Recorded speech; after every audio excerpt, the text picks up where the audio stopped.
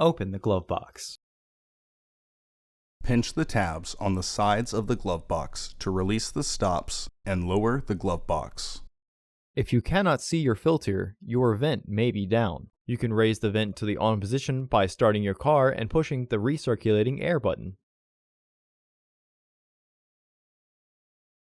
Unclip the 3 tabs from the filter frame to remove it.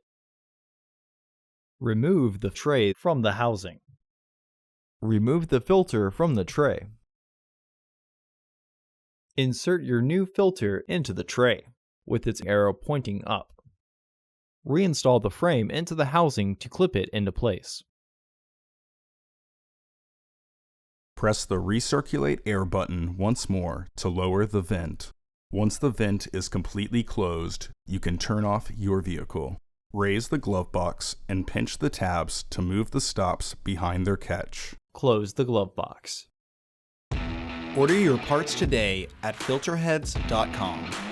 Also, please like our video and subscribe to our channel so you won't miss any new content.